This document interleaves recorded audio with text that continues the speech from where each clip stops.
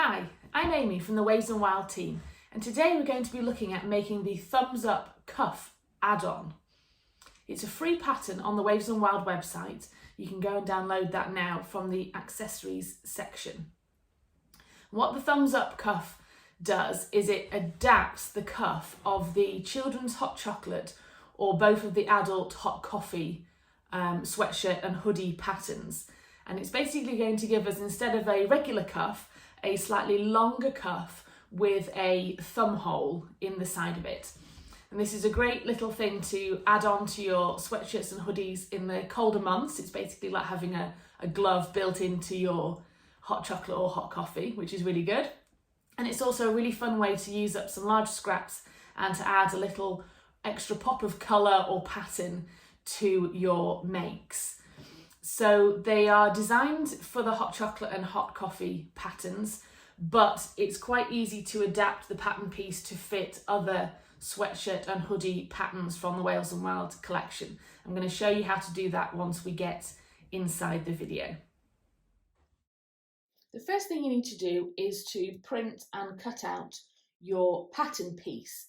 Now, it's really important to say at this stage that you need to choose the size that matches the size of hot chocolate or hot coffee that you're making. Don't think to yourself, oh, well, I've got really small hands, so I'll pick a size small and I'll add it to my large hot coffee. It's not going to fit because the dimensions of this are based on it matching the sleeves of the hot chocolate or hot coffee. So it's really important to use the same size. And what you need to do first of all is to just cut out 2 pieces of your fabric using this template. And before we move on to the actual first step of the instructions, I just wanted to mention what you can do to sort out the sizing of this if you want to add it onto a different pattern. So the Thumbs Up Cuff pattern piece is a rectangle, as you can see, and the short edges are basically the width of the original cuffs from the pattern. So all you need to do is to check the pattern that you're using, check the size of the cuff, this width of the cuff, and adjust it so that it's going to fit to a different pattern. We don't want to change the length, that's already sorted out. So it's this short side that you might want to make it either a little bit wider or a little bit slimmer to fit the sleeves of a different pattern. The first thing we need to do is to transfer these lines, which are on both sides of the pattern piece, onto our fabric. Now, I'm using a print, so the right side and wrong side are very obvious here. But if you're using something where the difference isn't as obvious, like a plain jersey, I'd recommend putting the markings only on the back of your fabric, so it's easier for you to keep track of what is the front and what's the back.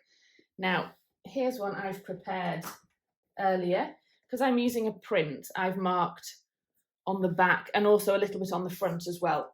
And what you need to do is you need to, once you've added the lines, you also need to label each one A, B, C and D, going from the top to the bottom.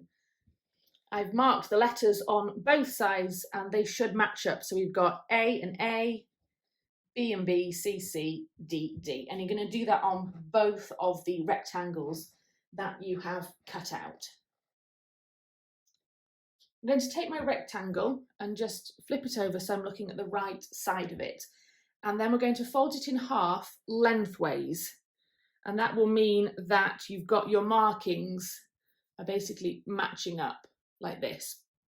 I'm going to clip this together and then sew between the B and C points only.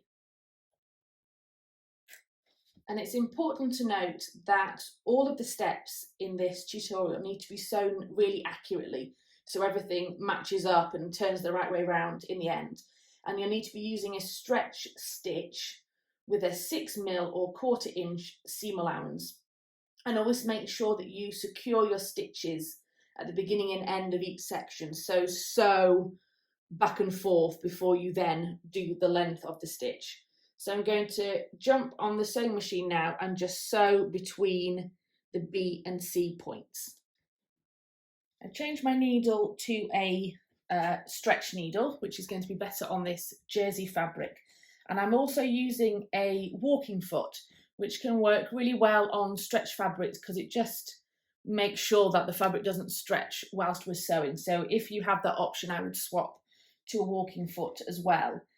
So we need to use a stretch stitch to sew this because we're working with jersey and we don't want these stitches to pop and break when this cuff is stretched.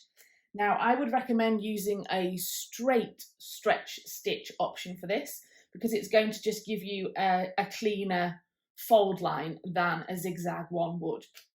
But if your only option for a stretch stitch is zigzag, then that's still going to work absolutely fine. So to select a straight stretch stitch, the most common options are either going to be to use a regular straight stitch and lengthen the stitches, or use a triple stitch where basically the sewing machine goes back and forth a few times before it moves on. And that's the one that I'm going to choose now.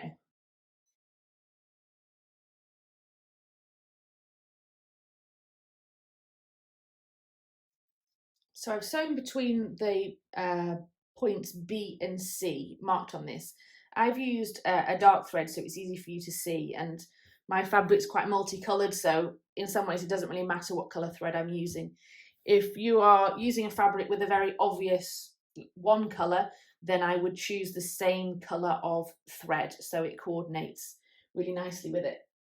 Now the next step we're going to do is we're going to rearrange this piece. So I'm just going to take it and move it so that the seam that we've just sewn is in the middle. And we're going to fold open these bits at the top and the bottom. So we need to rearrange it so it looks exactly like that. We're going to look at the right edge to start with. And what I'm going to do is I'm going to bring the right side of the fabric of point D to meet the right side of the fabric of point A and pin those 2 points together.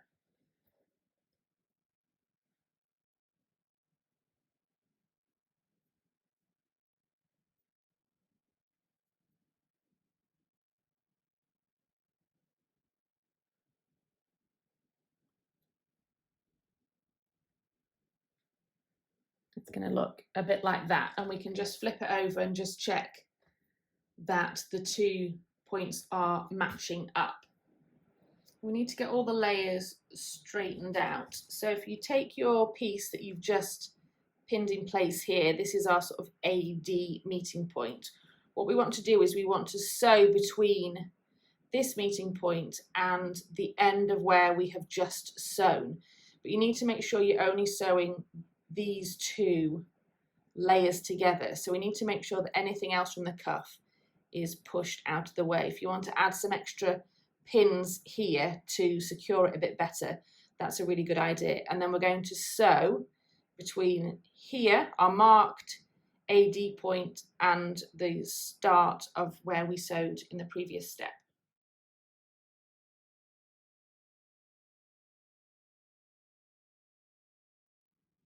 And then we've got that extra line of stitching. So now we're going to do the same thing on the other side of the cuff.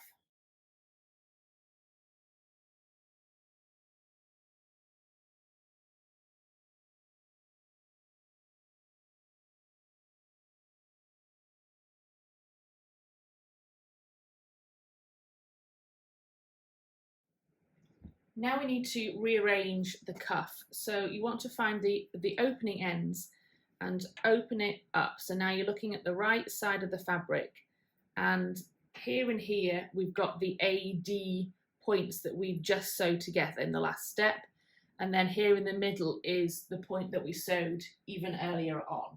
And what we'll do is we're going to lift the bottom corners up to meet the top corners. So you'll have these 2 raw edge corners matching, and then our AD points, both of them are here, they are going to meet as well. And what we need to do is pin here. I pin 1 here, 1 here, and 1 at the meeting point. You're going to attach these, or sew these together using a V. So I would start at 1 of the corners that you've pinned, sew down to the end point of this stitch line, and then sew back up to the other corner. At the middle of the V, so where it comes to meet this stitch line, I would go backwards and forwards a couple of stitches on each side. So you would go back and forth there a little bit, turn the corner back and forth there, and then finish off sewing. And that's just going to add some extra strength to this part of the cuff. Now the V has been sewn, all we need to do is turn the cuff the right way out. And you're going to want, you've got two straight raw edges of fabric, and they're going to meet together because that's the bottom edge of our cuff. So we'll just spread it out a bit. And there we go. So if I had it on, my thumb would go through just like that. Now I've used a directional print on this one, so I'm going to want it so that it's facing the right way when I attach it to my hot coffee. I've turned it out, by luck it's now facing the correct way, but if you'd turned yours out and you realise that when you attached it everything was going to be upside down, because we've made this cuff out of one piece of fabric that's been folded in half along the horizontal of our print across here, it means that you can just flip the way the print is facing just by turning it all the way around. So if you get to this last step and you've turned it inside out and think, oh no, it's all upside down, just flip it all the other way around and then it's going to be perfect. And then this is the seam that we're going to add to our sleeve, and that's it. That's your one thumb cuff done. Now I just need to go ahead and make the last one.